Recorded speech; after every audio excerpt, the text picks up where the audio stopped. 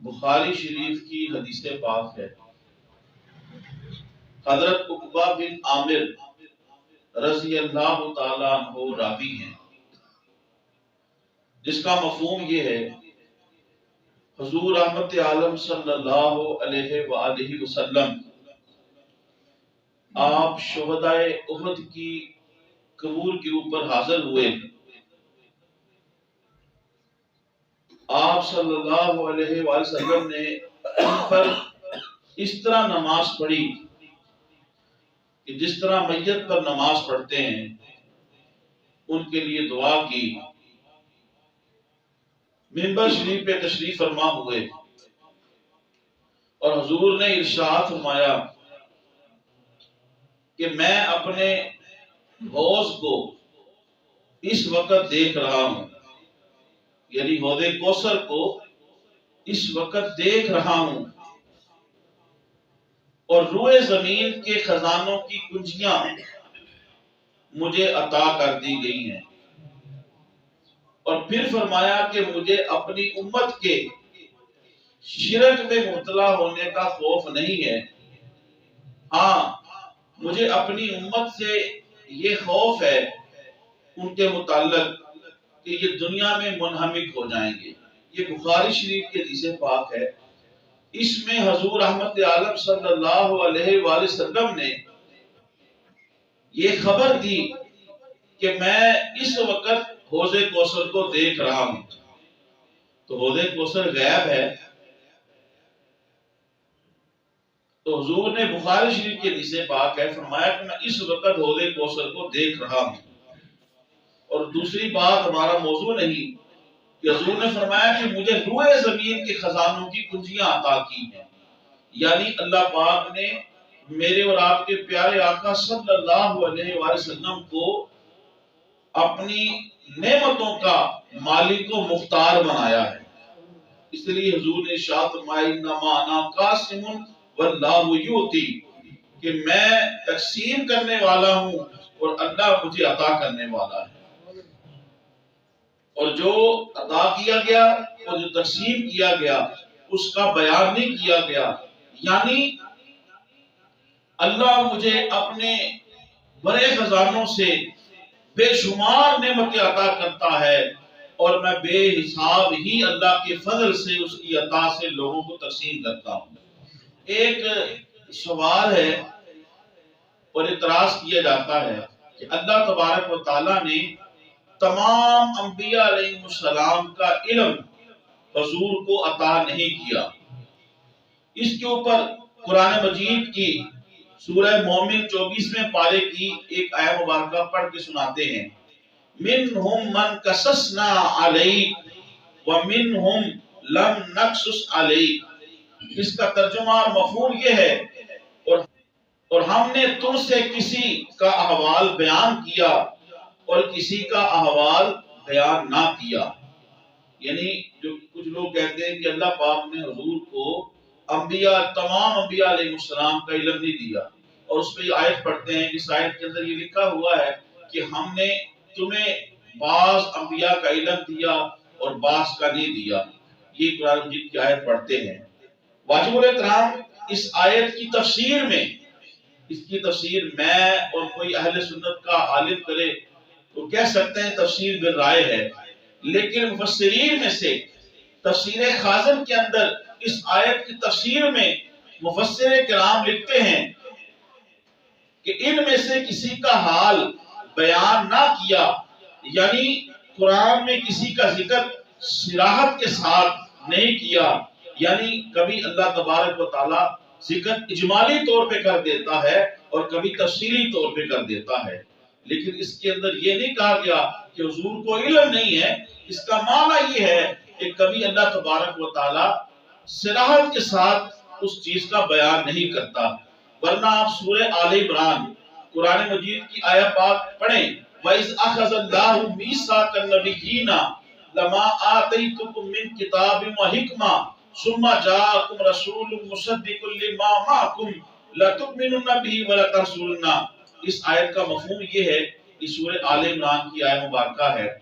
اللہ پاک نے سارے انبیاء علیہ السلام اور سارے رسول علیہ السلام کی ارواح کو اکٹھا کیا، اکٹھا کر کے اللہ پاک نے ان سے ایک معاہدہ کیا، ان سے ایک میثاق کیا، کیا کہ اے انبیاء علیہ السلام، یعنی آدم سے لے کے حضرت عیسیٰ علیہ السلام تک سب کو کہا کہ جب تمہیں میں نے نبوت دی ہو، جب تمہیں میں نے رسالت دی ہو، جب تمہیں تاج و تخت ملا ہو، تمہیں عظمتیں دی ہوں، این اس وقت جاکم ایک عظمت والا رسول آ جائے۔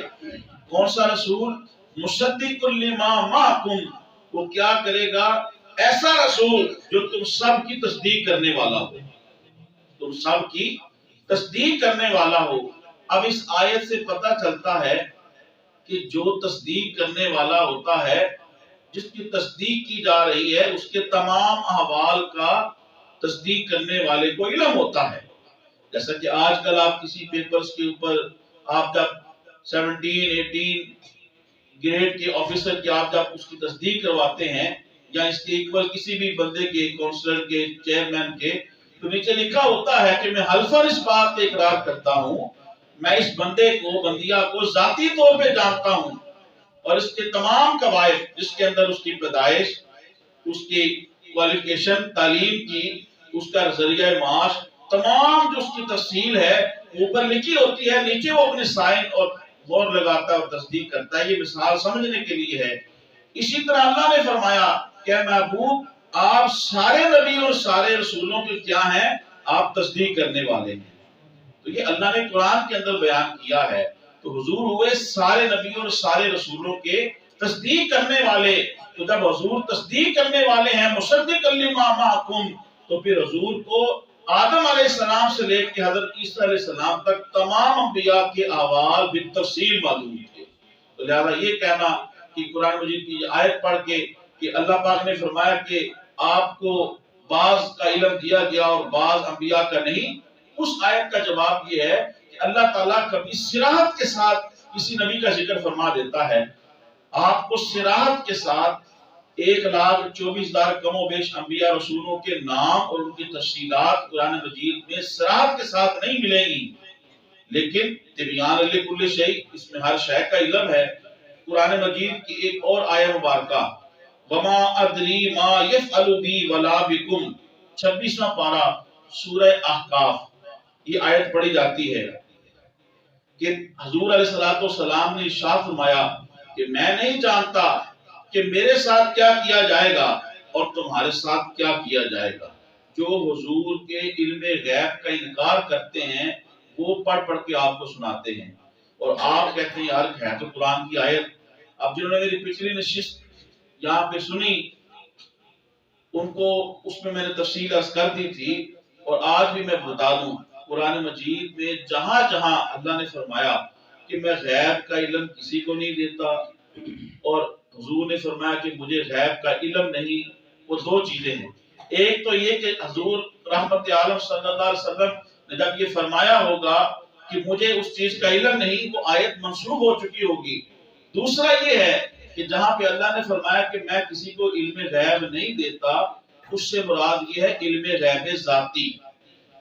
علم غیب ذاتی یعنی اللہ تبارک و تعالی کے پاس جو علم ہے وہ ذاتی ہے، کسی کا دیا ہوا نہیں ہے، وہ ازلی اور ابدی ہے، ہمیشہ سے ہے، ہمیشہ کا رہے گا۔ لیکن میرے اور آپ کے پیارے آقا صلی اللہ علیہ وسلم کو اللہ نے علم عطا کیا ہے۔ تو لہذا قرآن مجید کی وہ آیات اس چیز کے منافی نہیں کہ ہم کہتے ہیں کہ حضور کو علم غیب ہے، اور قرآن مجید کی آیات میں کئی جگہ ایسا ہے کہ اللہ کا علم غیب صرف اللہ کے پاس ہے۔ علم غیب اللہ کے پاس ہے، یعنی علم غیب ذاتی، جو بغیر کسی کی احتیاج کے، بغیر کسی کے لینے سے اللہ کا ذاتی علم وہ صرف اللہ کے پاس ہے۔ ہاں اللہ اپنے فضل سے جسے چاہتا ہے عطا کر دیتا ہے۔ اس آیت میں یہ اللہ پاک کے محبوب نے فرمایا کہ میں نہیں جانتا کہ میرے ساتھ کیا ہوگا، تم نہیں جانتے تمہارے ساتھ کیا ہوگا۔ جب یہ حضور نے فرمایا نا، جب یہ آیت اتری، واجب الاحترام مشرکین، مفسرین لکھتے ہیں مشرکین خوش ہونا شروع ہو گئے۔ انہوں نے آپس میں کہا دیکھو ہمارا اور محمد کا ایک ہی جیسا حال ہے، ہمارا اور محمد کا ایک ہی جیسا حال ہے، نہ انہیں اپنی خبر ہے نہ ہمیں اپنی خبر ہے۔ تو پہلی تو بات یہ ہے کہ حضور کے علم غیب کا انکار کرنا اور اس کا تمسخر اڑانا یہ تو مشرکین کا طریقہ کار ہے.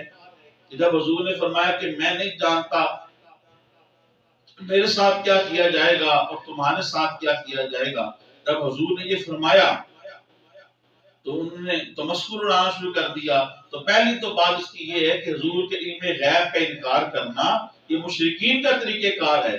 اور دوسری بات یہ ہے یہ آیت مبارکہ منسوخ ہو چکی ہے.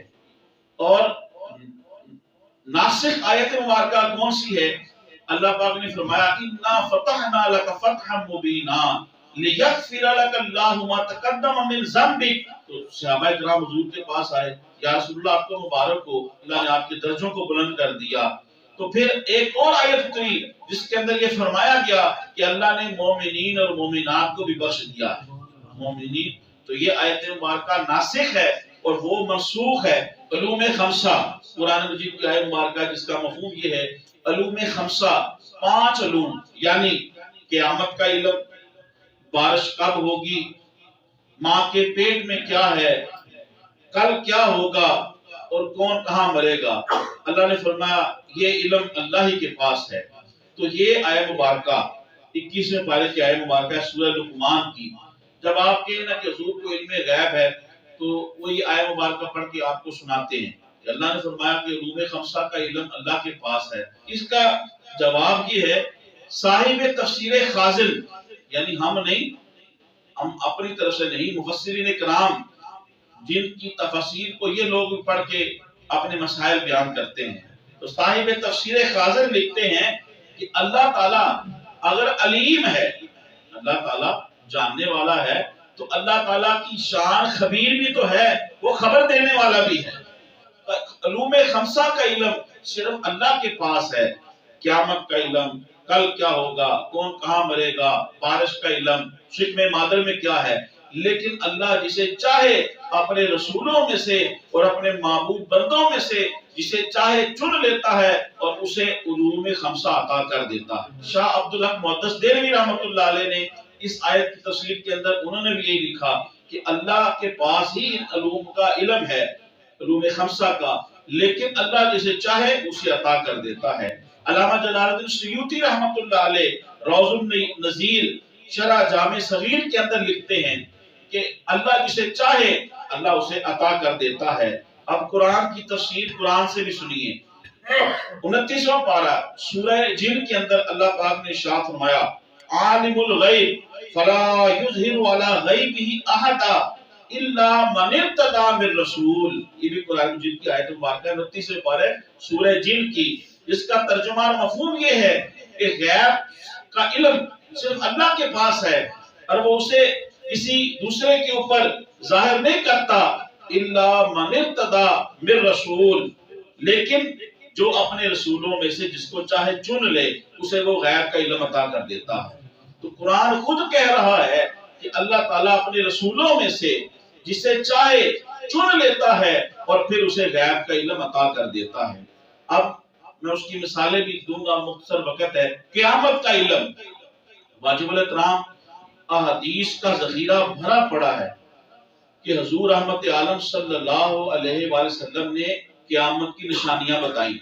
تو علامات ظاہر ہو رہی ہیں، علامات کبریٰ، بڑی علامات، یعنی دجال کا ظاہر ہونا، حضرت عیسیٰ علیہ السلام کا نزول، امام مہدی کا نزول ہونا، یاجوج ماجوج، یہ ساری علامات کبریٰ ہیں.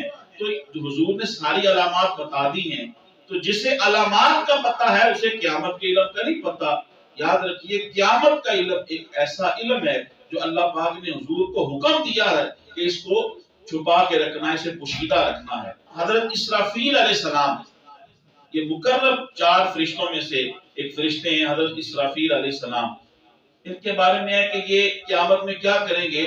یہ قیامت کے بالکل قریب اب قیامت قائم ہونے لگے گی، واقع ہونے لگی، تو کیا کریں گے، سور پھونکیں گے. یہ کیا کریں گے، سور پھونکیں گے تو سب لوگ بے ہوش ہو جائیں گے. تو پھر یہ سب اللہ کے حکم سے سور پھونکیں گے تو گوشت ہڈیاں سب جڑنا شروع ہو جائیں گی اور پھر سب جو ہے وہ اکٹھے ہو جائیں گے، کھڑے ہو جائیں گے، اٹھ جائیں گے.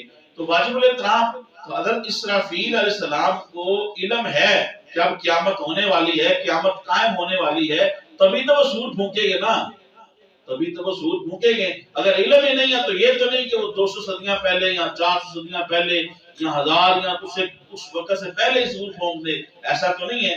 لیکن اس کے اوپر تمام مکاتب فکر کا جو ہے وہ متفق ہیں کہ حضرت اسرافیل علیہ السلام آپ قیامت میں اور قرب قیامت میں آپ سور پھونکیں گے۔ تو جب اسرافیل علیہ السلام کو قیامت کا علم ہے تو کیا امام الانبیاء کو قیامت کا علم نہیں ہے؟ بارش کب ہوگی اس کا علم ذاتی طور پہ اللہ کے پاس ہے، لیکن اللہ جسے چاہے اسے عطا کر دیتا ہے۔ واجب الاحترام قرآن مجید کا آیا مبارکہ پڑھیں، والصافات صفا فالزاجرات زجرا۔ ان آیات مبارکہ کا مفہوم یہ ہے، قسم ان کی جس کے اندر یہ بتایا گیا ہے کہ فرشتے جو ہیں وہ سب باندھے ہیں اور ان بادلوں کو جو بارش برساتے ہیں ان کو وہ ہانکتے ہیں، ان کو جھڑکتے ہیں، ان کو آگے لے کے جاتے ہیں، چلاتے ہیں۔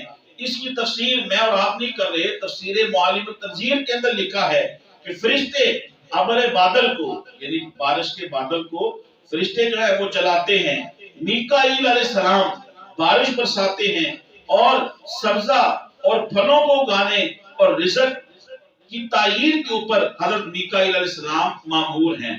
تو واجب الاحترام جب حضرت میکائیل علیہ السلام ان کو علم ہوگا کہ بھئی یہاں پہ بارش برسانی ہے، یہاں پہ بادل لے کے جاؤ اور یہاں پہ کھیتی اگانی ہے، یہاں پہ پھل اگانا ہے، اس کی رزق کی یہ تعین ہے، تو میکائیل علیہ السلام اس کے اوپر متعین ہے۔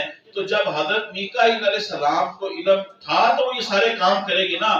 تو جب بارش برسانے کا علم حضرت میکائیل علیہ السلام کو ہے تو میرے اور آپ کے پیارے آقا حضرت امام الانبیاء کو اس کا علم نہیں ہو سکتا۔ اس کی بھی ایک مثال مشکوٰۃ شریف کی حدیث پاک ہے، حضور رحمت عالم صلی اللہ علیہ وسلم نے ارشاد فرمایا قیامت کے نزدیک ایک ایسی عالمگیر بارش ہوگی، ایک ایسا میہ برسے گا جس سے کوئی کچا مکان، کوئی خیمہ، کوئی چیز اس سے نہیں بچے گی۔ حضور نے بارش کی خبر دی، اسی طریقے سے میں اور آپ نہیں، تفسیر آرائش البیان کے اندر اسی آیت کی تفسیر کے اندر صاحب تفسیر آرائش البیان وہ لکھتے ہیں کہ جس کا مفہوم یہ ہے، وہ فرماتے ہیں کہ میں نے کئی ولیوں سے سنا ہے کہ کئی ولیوں نے بتایا کہ کل بارش ہوگی اور ہو گئی، کئی ولیوں نے بتایا کہ فلاں دن بارش ہوگی اور ہو گئی۔